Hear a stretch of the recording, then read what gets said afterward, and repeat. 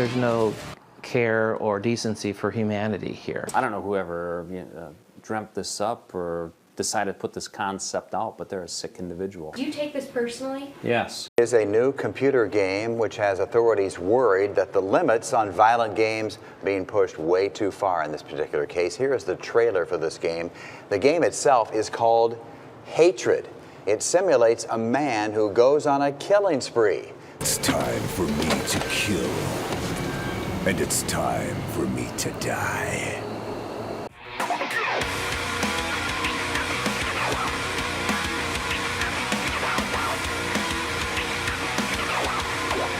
Welcome to my world, bitch! Ladies and gentlemen, boys and NBs, welcome back. And today I wanted to talk about a game that released in 2015 that was created by Destructive Creations, which is a name that has more edge than any of the "how many emo kids does it take" jokes of the mid-2000s. The answer is always 0 because you just let them cry about it, okay? Jesus Christ. Hatred is the spiritual successor to Postal. And if you don't know about Postal, comment below if you'd like me to make a series out of this video. Hatred is a game about a man who dons a trench coat in his mother's basement and goes on a killing spree. He kills a lot of innocent people and of course cops, which of course resulted in a lot of attention from the media and more specifically, the news. Well, concerns are being raised today about a new video game which is set to hit stores in the near future. The game is called Hatred, and the point of the game, shockingly, is to commit mass murder. We're going to chat with a North American video game expert about this in a moment. You can't describe it, actually. I wish you could. And when it comes to video game trailers and actual gameplay of a game, this has got to be the worst. Certainly. And, you know, what kind of reaction are you getting online? You know, it's not the first time that we've seen a violent video game, but I mean, it's the first time that I've seen one that goes to this extent, which really just has no other purpose than to commit mass murder.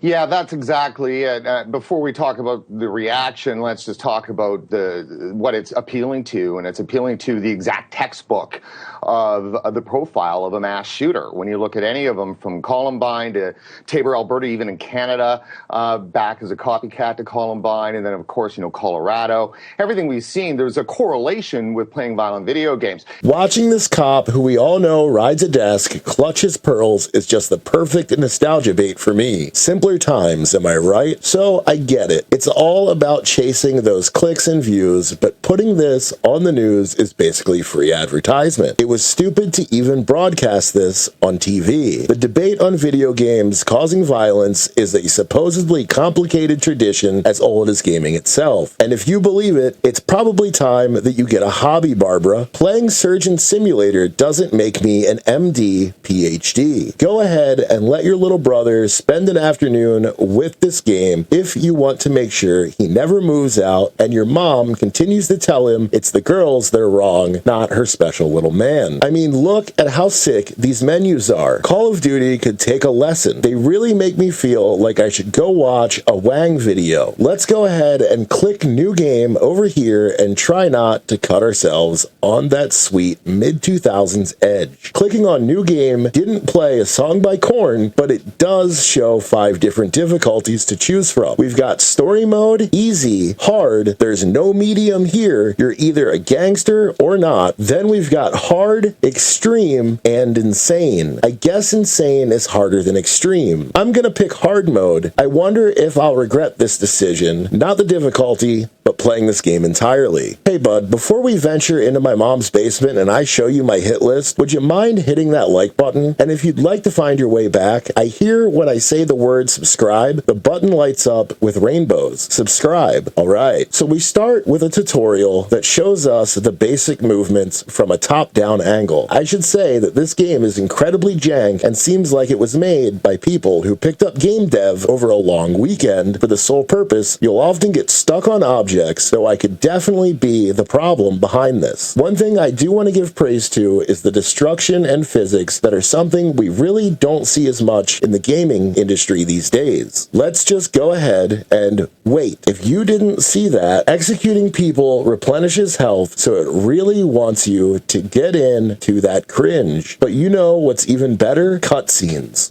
My name is not important. What is important is what I'm going to do. I just fucking hate this world and these human worms feasting on its carcass. My whole life is just cold, bitter hatred. And I always wanted to die violently. This is the time of vengeance, and no life is worth saving. And I will put in the grave as many as I can. It's time for me to kill. And it's time for me to die. Fuck you. You think you can control me now, but you don't own shit. You don't know shit!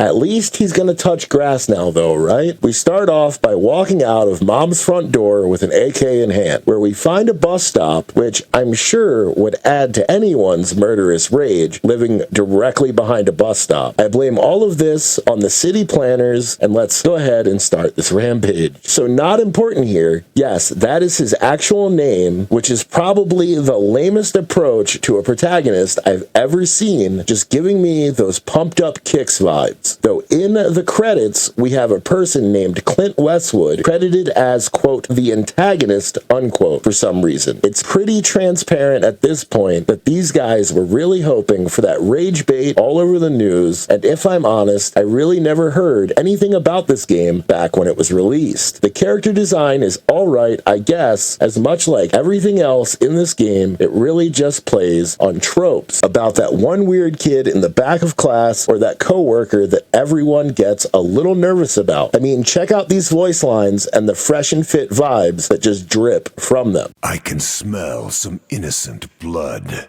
It always tastes better. I'm gonna have some thrills. Time to leave this stinking place. This game doesn't have any kind of music soundtrack, which was a huge miss for Linkin Park promoting an album, if you ask me. Though I guess later in the game there are some bits and pieces here and there, but what it really focuses on is ambient noise. The sound design in this game is weird too. Everything sounds like you're wearing ear protection, except the voice lines and when you execute someone. Though I do think the whole audio design mostly fits the game pretty well, with the mostly black and white styling of the game allowing reds and blues to seep through, though it was ripped straight out of Sin City, which is a great movie if you haven't seen it. It's a Bruce Willis flick. Seriously, you're missing out. This is the one area of the game I think was a great decision. 7 out of 10. So I'm not supposed to kill random people anymore. I'm specifically supposed to go cleanse the local police station. Based. This is something that happens in pretty much every level of the game, where the first objective is to kill a certain number of innocents. Maybe they'll have you go to a house party and get even with Chad and his friends as a side mission. No joke, this game has side missions, and if you complete one, you get a respawn point. You're gonna need respawn points. Trust me. Looks like it's time for another cutscene. I never thought it would be so easy to slaughter my whole neighborhood. I can feel their pain, their suffering flowing through my veins. It's like the most intense drug, and I need more, much more. The human shields have arrived. I'll hide and prepare an ambush. It's time to shoot some canned meat.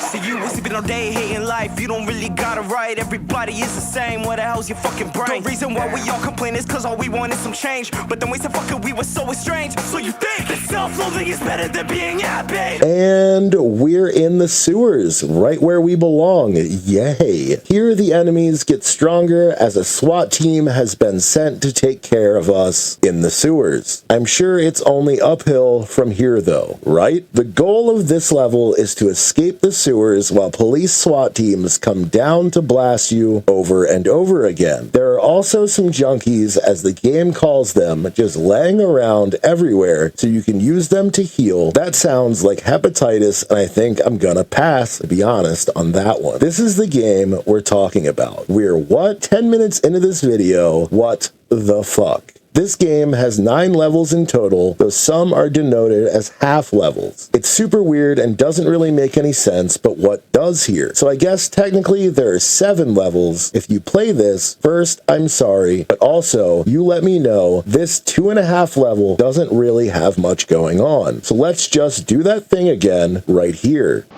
Time to leave this place. I can smell some innocent blood. It always tastes better.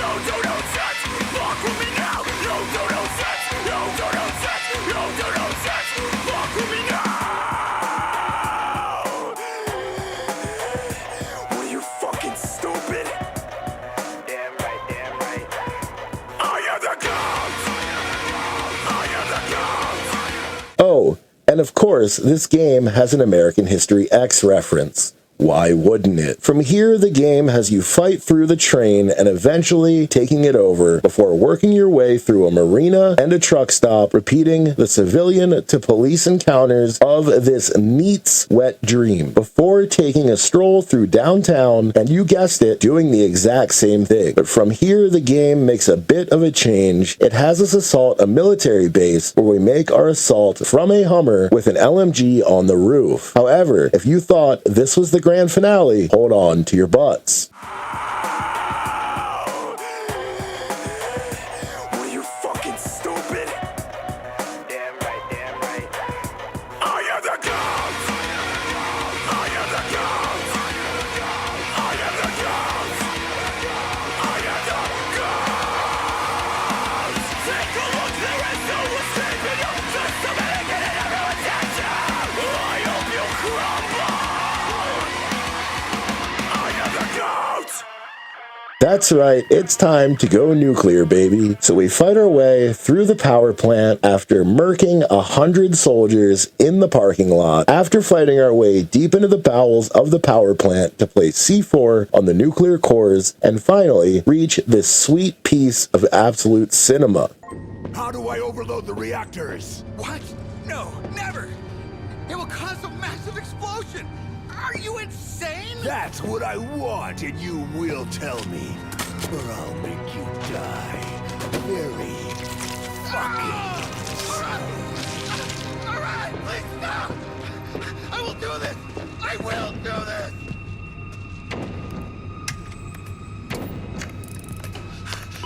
No, I won't do that. I can't be responsible for this. Kill me if you... useless piece of shit. What is this fucking code? Which there are multiple endings. I mean, they both end sort of the same way, but there is an ending for getting the code right and one for getting it wrong. Here's the one that I got. He's here! So, the time has come.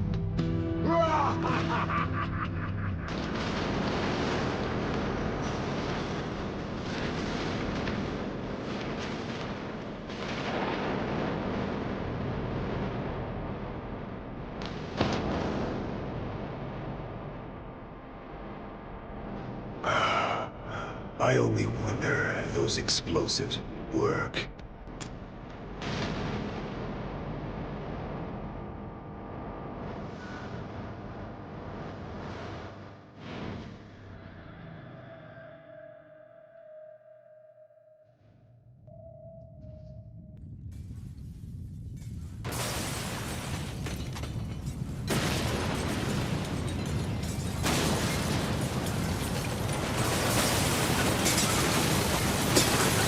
And that's Hatred, the cringiest game ever made. I honestly have to say, this is probably one of the worst games I have ever played, and it's not even really offensive once you realize that it doesn't really have any other purpose but to offend you. It doesn't even come off as satire, but it's still better than Black Ops 6. I've been Nosy, and I make videos about things that I find interesting. Until next time, like the video and leave me alone. I am the god!